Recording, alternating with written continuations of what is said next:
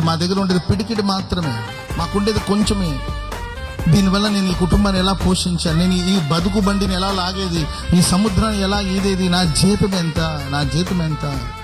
పిల్లల్ని కనాలన్నా కూడా కొంతమంది ఆలోచిస్తున్నారు, పిల్లల కంటే వాళ్ళని ఎలా పోషించుకునేది, నాకు వచ్చే రాబడి ఎంత, నా దగ్గర నాకున్న ఆస్తి ఎంత, మరి నేను నలుగురు పిల్లల కంటే వాళ్ళని ఎలా పోషించుకోవాలి, వాళ్ళకి ఎలా భవిష్యత్తు ఇవ్వాలి, ఏం చేయాలి, ఏం చేసి నా కుటుంబాన్ని పోషించుకోవాలని ఒక పిడికిడి విత్తనం మాత్రమే మీ దగ్గర ఉందేమో. పిడికిడి విత్తనాన్ని ప్రార్థన పూర్వకంగా విత్తబోతున్నారు.